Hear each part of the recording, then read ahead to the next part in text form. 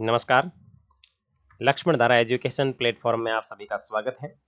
मैं हूं लक्ष्मण चौधरी और आप और हम बातचीत कर रहे थे आपके एनसीईआरटी के नोट्स एंड जीके के प्रश्नों की, जिसके अंदर आपके 7वीं क्लास के अपन ने पहले अध्याय की बातचीत कर ली थी और आज की वीडियो में अपन दूसरे अध्याय की बातचीत करने वाले हैं, जिसका नाम है हमारी पृथ्वी के अंदर। इसमें से किस प्रकार के आपके नोट्स एंड किस तरीके से आपके वन लाइनर जीके के क्वेश्चन बनेंगे, उनके संदर्भ में बातचीत करने वाले हैं।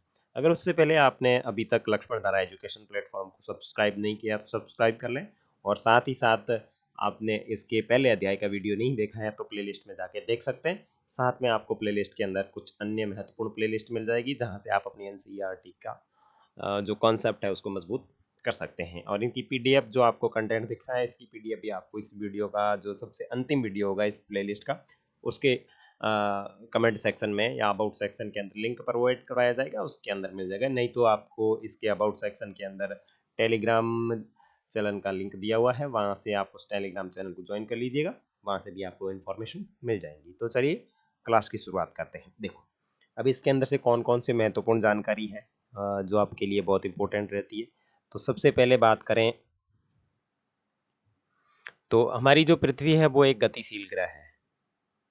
ठीक है, हमारी पृथ्वी जो है वो एक गतिशील ग्रह है। ठीक है, यहाँ तक हो गया भाई, ये गति करती रहती है। उसके बाद में पृथ्वी की सतह की सबसे ऊपरी परत जो होती है वो परपट्टी कहलाती है। यानी पृथ्वी की जो सबसे ऊपरी भाग वाली जो भूमि होती है या सतह होती है उसको परपट्टी के नाम से जाना जाता है, और ये सबसे पतली परत होती है। तो सबसे पतली होती है, लेकिन वैसे देखा जाए तो पतली मतलब ऐसे नॉर्मल पतली नहीं है, काफी चौड़ी भी है। और देखो आगे देखें तो ये महाद्वीपीय सहिति में बात करें तो 35 किलोमीटर तक होती है। तो ये महाद्वीपीय क्षेत्र यानी जो कठोर भूमि वाला क्षेत्र है, वहाँ पे ये कम से कम 35 किलोमीटर चौड़ी होती है। और समुद्र के अंदर बात करें तो समुद्री क्षेत्र के अंदर ये 5 किलोमीटर, जो समुद्र वाला भाग है उसके अंदर ये 5 किलोमीटर होती है। तो ये पतली परत जो आपकी परपट्टी है वो समतल भूमि या फिर महाद्वीपीय क्षति का मतलब हो गया महाद्वीपीय क्षेत्र, जहाँ पे स्थल स्थल भाग है। ठीक है ना, जहाँ पे कौन सा भाग है, स्थल भाग है, वहाँ पे तो इसकी जो है वो है 35 किलोमीटर तक जमीन के अंदर गहराई, और समुद्री क्षेत्र के अंदर बात करेंगे तो आपकी 5 किलोमीटर तक है। महाद्वीप सहिति मुख्य रूप से सैसिलिका तथा एल्यूमिनियम है। ठीक है ना, मुख्य रूप से मुख्य रूप से आपके सिलिका से बनी होती है। किससे बनी होती है, ये साथ में जुड़ा हुआ है। मुख्य रूप से किससे बनी होती है, सिलिका तथा एल्यूमिना से बनी होती है, और इसीलिए इसका नाम है Cl। तो जो सबसे ऊपरी पट्टी है उसका नाम है CaL, और इसका मतलब क्या, सी का मतलब क्या हो गया सिलिका, और एल का मतलब हो गया एल्यूमिना से बनी होती है, जिसको अपन Cl कहते हैं, तथा सिलिका तथा एल्यूमिना। तो ध्यान रखना, सबसे ऊपरी जो परपट्टी या जो ऊपरी परत होती है जो महाद्वीपीय क्षेत्र के अंदर 35 किलोमीटर और समुद्री क्षेत्र के अंदर आपके 5 किलोमीटर तक गहरी होती है, जिसका नाम होता है Cl, और Cl से तात्पर्य सिलिका एवं एल्यूमिना। ठीक है, नेक्स्ट बात करें, महासागर की परपट्टी मुख्यतः सिलिका एवं मैग्नीशियम की बनी होती है, जिसे सीमा कहते हैं, सीमे कहते हैं। क्या कहते हैं, सीमे कहते हैं, यानी सिलिका तथा मैग्नीशियम। देखो अब यहाँ चीज समझनी है आपको, क्या कि ये जो आपकी प्रॉपर्टी है इसके अंदर दो प्रकार की प्रॉपर्टी है। महाद्वीपीय क्षेत्र के अंदर जो पाई जाती है वो तो है आपकी Cl। ठीक है ना, महाद्वीपीय क्षेत्र के अंदर जो प्रॉपर्टी पाई जाती है वो तो है आपकी Cl। ठीक है ना, और इसके अंदर अगर आपकी बात करें कि इसके अंदर कौन सी पाई जाती है, तो समुद्री क्षेत्र के अंदर जो पाई जाती है उसका नाम है सीमे। उसका नाम क्या है, उसका नाम है आपके सीमे। ठीक है ना, उसका नाम है सीमे। नेक्स्ट देखें, और सीमे का मतलब हो गया सिलिका तथा मैग्नीशियम। परपट्टी के ठीक नीचे मेटल होता है जो लगभग 2900 किलोमीटर की गहराई तक फैला होता है, और इसकी सबसे आंतरिक परत होती है वो क्रूड होती है। तो देखो ये आपकी परपट्टी हो गई, जैसे यहाँ पे चित्र के अंदर देखो ये आपकी परपट्टी है। परपट्टी एक तो होती है स्थल मंडल पर और दूसरी होती है जल मंडल पर। स्थल की बात करें तो ये स्थलीय भाग और ये जल भाग। स्थल की बात करें तो ये आपके 35 किलोमीटर, और स्थल जल की बात करें महासागरीय क्षेत्र के अंदर बात करें तो 5 किलोमीटर। तो महासागर के अंदर जो पाई जाती है वो आपकी सीमे है। ठीक है, और स्थलीय भाग के अंदर पाई जाती है वो आपकी है Cl। ठीक है ना, Cl है। ठीक है, अब ये देख लिया आपने।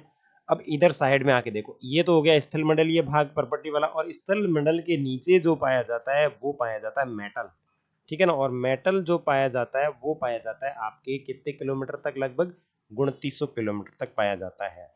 और इस मेटल के अंदर जो चीज पाई जाती है वो क्रोड पाई जाती है, और मेटल का जो आंतरिक भाग होता है वो होता है आंतरिक क्रोड। जो सबसे केंद्र में पाया जाने वाला भाग होता है वो कहलाता है आंतरिक क्रोड। और विश्व की सबसे गहरी खान है वो आपकी दक्षिण अफ्रीका में स्थित है, और जिसकी गहराई लगभग 4 किलोमीटर के आसपास है। तो ध्यान रखना, विश्व की सबसे गहरी खान है वो कहाँ पे है, ये आपके अफ्रीका के अंदर स्थित है। अब यहाँ पे आप इसको आराम से समझ सकते हैं, महाद्वीपीय संहति और महासागरीय संहति। तो सबसे ऊपरी भाग को परपट्टी कहते हैं, ये तो आपको समझ में आ गया। देखो ये परपट्टी है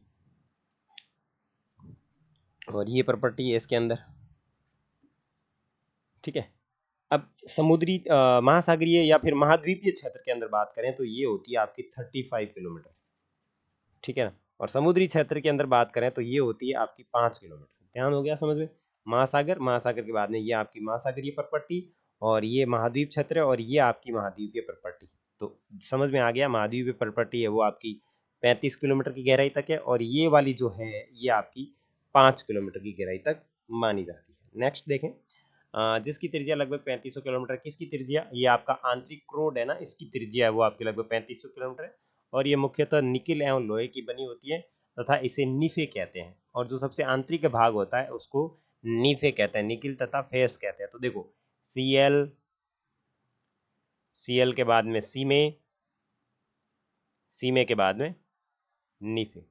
तो ये चीजें आपको ध्यान रखनी है, Cl, सीमे और नीफे इसकी क्रमानुसार स्थिति है। और Cl का मतलब क्या होता है, सीमे का मतलब क्या होता है, नीफे का मतलब क्या होता है, ये सारी जानकारी आपको मैं बता चुका। आगे बात करें, केंद्रीय क्रोड का तापमान एवं दाब काफी उच्च होता है। और ये जो केंद्रीय भाग होता है या केंद्रीय क्रोड जो होता है, यहाँ पे ताप और जो दाब है, तापमान और दाब है वो बहुत ही उच्च होता है। पृथ्वी का आयतन, ये पूरे पृथ्वी के आयतन की बात करें तो इसमें 1% जो हिस्सा है वो आपकी इसका है, किसका, इस आयतन में 1% हिस्सा है वो आपकी परपट्टी का है, और 84% हिस्सा है वो मेटल का है, ठीक है ना। मेटल कौन सा, ये वाला मेटल, इस मेटल का है। और 15% हिस्से की बात करें तो वो आपका क्रोड है। यानी 100% पृथ्वी है, उसमें से 1% तो आपकी परपट्टी है, जिसके अंदर समुद्री और महासागरीय महासागरीय और महाद्वीपीय प्रॉपर्टी आ गई। उसके बाद में 84% है वो आपका मेटल है, और उसके बाद में 15% जो है वो आपका क्रोड है, ठीक है। पृथ्वी की त्रिज्या की बात करें तो 6371 किलोमीटर है। 6371 किलोमीटर आपकी पृथ्वी की त्रिज्या है। पृथ्वी की प्रपट्टी बनाने वाले खनिज पदार्थ को खनिज पदार्थ के किसी भी प्राकृतिक पिंड को शेल कहते हैं, ठीक है। तो ध्यान रखना, शेल किसे कहते हैं, जो प्रपट्टी में खनिज पदार्थ का निर्माण करते हैं, और निर्माण करने वाले जो प्राकृतिक पिंड होते हैं उन्हें शेल की संज्ञा दी जाती है। मुख्य रूप से शेल 3 प्रकार की होती है। पहली की बात करें तो आपकी आग्नेय शेल, दूसरी अवसादी, तीसरी आपकी होती है जो होती है कायांतरित शेल, ठीक है। इग्रीशियस, सेंडिमेंट्री और मोटामोर्फिक, ठीक है। तो ये आपको ध्यान रखना है। उसके बाद में द्रवित मेग्मा ठंडा होकर ठोस हो जाता है, और इस प्रकार से बने शेल को आग्नेय शेल कहते हैं। अब देखो आग्नेय का मतलब क्या होता है, आग्नेय का मतलब होता है आग। और जब लावा आपका जमीन के अंदर से बाहर आकर के जो मेग्मा है बाहर आकर के लावा ठंडा हो जाता है और पत्थर का रूप बन जाता है या पठान का रूप बन जाता चट्टान का रूप बन जाता है, तो उसको कहते हैं आग्नेय चट्टान। जो लावा ठंडा होकर के जिस प्रकार शेल का निर्माण करता है उसको आग्नेय शेल कहा जाता है। इसको प्राथमिक शेल की भी संज्ञा दी जाती है। आग्नेय शेल जो होती है वो आपकी 2 प्रकार की होती है। इसके अंदर एक तो होती है अंतर्वेदी, दूसरी होती है बहिर्वेदी। और जब द्रवित लावा पृथ्वी की सतह पर आकर के तेजी से ठंडा होकर एक ठोस आकृति का निर्माण कर लेता है या परपट्टी पर इस प्रकार की जो बनी शेल होती है उसको बहिर्भेदी शेल कहते हैं, बहिर्भेदी आग्नेय शेल कहते हैं। और इनकी संरचना बहुत महीन दानों वाली होती है। उदाहरण के लिए बेसाल्ट चट्टान जो होती है वो आपकी बहिर्भेदी आग्नेय चट्टान का उदाहरण है, और ये एक प्रकार की आग्नेय चट्टान होती है। और भारत के अंदर बात करें तो दक्कन का पठार जो है वो इस प्रकार का उदाहरण है। और जब द्रवित मेघमा कभी कभी ऐसे होता है कि वो जमीन के बाहर आता ही नहीं है, जमीन के अंदर ही ठंडा हो जाता है, तो इस प्रकार से बनी हुई जो आकृति, ठोस आकृति उसकी होती है, उसको बोलते हैं अंतर्भेदी आग्नेय शेल।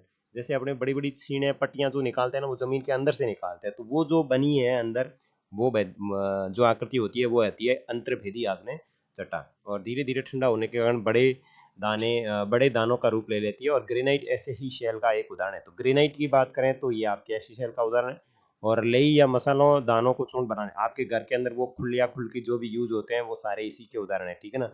चूर्ण बनाने के लिए जिस अपघर्षण पत्थरों का उपयोग किया जाता है वे सारे के सारे ग्रेनाइट के बने होते हैं, और ग्रेनाइट जो है वो आपकी एक प्रकार की अंतर्भेदी आग्नेय शिला का उदाहरण है। आगे बात करें, शेल जब लुढ़क कर चटक कर एक स्थान से दूसरे स्थान से टकराकर छोटे छोटे टुकड़ों में विभाजित होती है तो उसको बोलते हैं अवसादी चट्टान। उसको कौन सी बोलते हैं?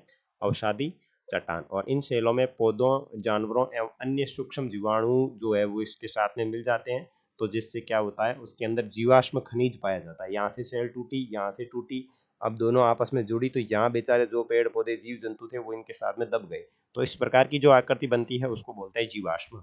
तो ध्यान रखना, जीवाश्म खनिज कौन सी चट्टान के अंदर पाए जाते हैं या कौन सी शेल के अंदर पाए जाते हैं?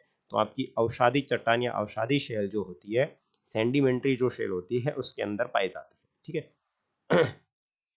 नेक्स्ट, इधर आपके इग्निशियस, ये सारे शब्द है, ठीक ना। इग्निशियस, सेडिमेंट्री और मोटाफॉर्पिक, ये जो आपके आग्नेय अवसादी चट्टान जो है वो उसके शब्द दिए हुए, तो आप इनको समझ लेना कि लैटिन के किस शब्द से बना है और किस तरीके से है। आगे बात करें, इमारत के लिए प्रयुक्त होते हैं पत्थर, और आप पत्थरों के कुछ उपयोग देखेंगे तो देखो, आपके कुछ पत्थरों के उपयोग की बात करें तो पिट्टू जो है वो एक प्रकार का 7 पत्थरों का खेल है, और चिबीटिट्टी है, चटापू या किटकिट, ये भी एक पत्थरों का खेल है, और 5 पत्थर का जो खेल होता है उसको गिट्टी कहा जाता है। तो इसमें ये आप थोड़े बहुत खेल ध्यान रखना ना कि पिट्टू, चटापू, स्टापू और गिट्टी क्या चीज़ है, तो ये ध्यान रखना। जीवाश्म मैंने आपको बता दिया कि शैलों के परतों में दबे हुए मृत पौधे हैं, जीव जंतुओं के अवशेष को जीवाश्म कहते हैं। यहाँ आप देखेंगे तो क्रोड क्या होता है? पृथ्वी की सबसे भीतरी परत होती है, परत होती है। ये क्वेश्चन का कहीं जगह नहीं मिल रही थी तो मैंने यहाँ पे डाल दिया।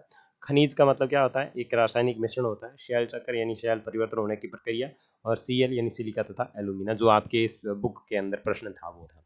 अब शैल चक्र समझ लेते हैं। देखो, शैल चक्र का मतलब क्या होता है? देखो, ये यहाँ पे वॉल्केनो यानी ज्वालामुखी फटी, ज्वालामुखी फटने के बाद में आग्नेय चट्टान बन गई, भाई ठंडी होकर के आग्नेय चट्टान बनी, फिर आग्नेय चट्टान धीरे धीरे क्या हो गई? अवसादी चट्टान बन गई, और अवसादी चट्टान बनने के बाद क्या होता है? अवसादी चट्टान बनने के बाद क्या होता है कि अ, अवसादी चट्टान बन जाती है। अवसादी चट्टान बनने के बाद में ये अवसादी चट्टान अवसादी शेल में परिवर्तित हो जाती है। अवसादी शेल में परिवर्तित होने के बाद में ये फिर कायंत्रित शेल में परिवर्तित हो जाती है, और कायंत्रित के बाद में वापस ये मेग्मा बन करके वापस आग्नेय, तो इस प्रकार की जो प्रक्रिया चलती है उसको शेल चक्र कहा जाता है। आगे बात कर लेते हैं, द्रवित मेग्मा से बनी शेल क्या कहलाती है? आग्नेय चट्टान कहलाती है। पृथ्वी की सबसे भीतरी परत ये आपकी क्रोड है, और सोना, पेट्रोलियम एवं कोयला खनिज किसके उदाहरण है? तो ये आपके खनिज के उदाहरण हैं। शैल जीवाश्म होते हैं अवसादी चट्टान के अंदर, और पृथ्वी की सबसे पतली परत कौन सी होती है? पर्पट्टी होती है। तो ये तो थे आपके इसके नोट्स। अब इसके अंदर से कौन से अन्य महत्वपूर्ण जीके के वन लाइनर क्वेश्चन बनते हैं जो आपके नोट्स को पढ़ने के बाद में ये रिवीजन का बहुत ही अच्छा तरीका होता है, तो फटाफट अपन देख लेते हैं। हमारी पृथ्वी एक गतिशील ग्रह है, तो ये डायरेक्ट हो गया, कोई बात नहीं। विश्व की सबसे पतली सॉरी विश्व की सबसे गहरी खान कहाँ है? तो दक्षिण अफ्रीका के अंदर है, और इसकी लंबाई की बात करें तो, गहराई की बात करें तो ये लगभग आपके 4 किलोमीटर से 6 किलोमीटर देखने को मिलती है। पृथ्वी के केंद्र तक पहुंचने के लिए समुद्र की सतह पर कितना गहराई तक खोदना होगा? तो 6000 किलोमीटर तक खोदना होगा, और इसके बाद में आप नहीं खोद सकते क्योंकि अंदर जाने वाली जो मशीन है वो सारी जल जाती है, इतनी अंदर से गर्म, ठीक है। पृथ्वी की सतह की ऊपरी परत को क्या कहते हैं? परपट्टी कहते हैं, बिल्कुल। महाद्वीपीय परत का निर्माण किन खनिजों से होता है? तो बिल्कुल सीएल से होता है, सिलिका एवं एल्यूमिना। और ये महाद्वीपीय क्षेत्र में कितनी गहरी होती है? तो ये होती है आपकी कम से कम 35 किलोमीटर, ठीक है। और महासागरीय परपट्टी का निर्माण किसके द्वारा होता है? तो ये सिलिका तथा मैग्नीशियम के द्वारा होता है, जिसको सीमे कहते हैं, और ये कितनी गहरी होती है? तो ये होती है आपके 5 किलोमीटर, ठीक है। पृथ्वी के आयतन का कितना प्रतिशत परपट्टी का हिस्सा है? तो 1%। और पृथ्वी के आयतन में कितना प्रतिशत हिस्सा मेटल का है? तो आपके 84%। और इसके पृथ्वी के आयतन के अंदर अगर क्रोड की बात करें तो ये आपकी 15% हिस्सा है, जो अपन नोट्स के अंदर देख चुके हैं, ठीक है। पृथ्वी की त्रिज्या कितनी है? तो 6371 पृथ्वी की त्रिज्या है, और व्यास की बात करेंगे तो इसका डबल हो जाएगा, ठीक है। क्रोड का निर्माण मुख्य रूप से किन खनिजों से हुआ है? तो क्रोड जो है वो आपका निर्माण होता है निकिल तथा फेरस के माध्यम से, ठीक है। और आगे, पृथ्वी की प्रपट्टी बनाने वाले खनिज पदार्थों के किसी भी प्राकृतिक पिंड को क्या कहते हैं? शेल या फिर चट्टान कहते हैं, बिल्कुल ये बातचीत कर चुके। आग्नेय या इग्निशियस चट्टान की उत्पत्ति है, वो शब्द है, इसकी उत्पत्ति किससे हुई है? तो इग्निशियस से हुई है। अवसादी या सैंडिमेंट्री की उत्पत्ति किससे हुई? तो ये सैंडिमेंट से हुई है, जिसका अर्थ होता है स्थित, इसका होता है अग्नि। और कायांत्रित या मोटोमॉर्फिक जो शब्द है, इसकी उत्पत्ति किससे हुई? तो मोटोमॉर्फम से हुई है, जिसका होता है रूप परिवर्तन। शैलों की परत में दबे मृत पौधे व जंतुओं के अवशेष को क्या कहा जाता है? इसको कहा जाता है जीवाश्म। और आग्नेय शैल का निर्माण किसके द्वारा होता है? तो ये आपके ज्वालामुखी के द्वारा होता है। शैल के सभी शैल के किसी भी कारण से टूटने से बने छोटे-छोटे टुकड़े जो होते हैं उनको क्या कहते हैं? अवसाद कहते हैं और इसी को बोलते हैं अवसादी चट्टान बोलते हैं, ठीक है ना? इसी को अवसादी आपकी चट्टान कहते हैं। और एक शैल को दूसरे शैल में परिवर्तन होने की जो प्रक्रिया होती है वो आपका शैल चक्र कहलाता है। और प्राकृतिक रूप से पाए जाने वाले पदार्थ क्या कहलाते हैं? तो प्राकृतिक खनिज कहलाते हैं। और पृथ्वी की सबसे निचली परत जो है वो कौन सी है? तो वो आपकी क्रोड परत है या फिर क्रोड है, वो आपकी सबसे निचली परत मानी जाती है, जिसको अपन कहते हैं क्या? सीमा और नीफे कहते हैं। क्या कहते हैं? नीफे कहते हैं इसको। इसको कहते हैं नीफे। निकिल और फेरस से बनी होती है। तो ये थे आपके दूसरे अध्याय से संबंधित महत्वपूर्ण नोट्स एंड जीके के क्वेश्चन। मिलेंगे आपके तीसरे अध्याय में जिसका नाम है हमारी बदलती पृथ्वी। तब तक के लिए जय हिंद, जय भारत। वीडियो अच्छा लगा हो तो लाइक करें, शेयर करें, साथ ही एक अच्छा सा कमेंट करें। और जो फ्रेंड आपके एनसीईआरटी को मजबूत करना चाहते हैं उनको इस वीडियो का लिंक भी जरूर सेंड करें। मिलेंगे आपके तीसरे अध्याय में, तब तक के लिए जय हिंद, जय भारत।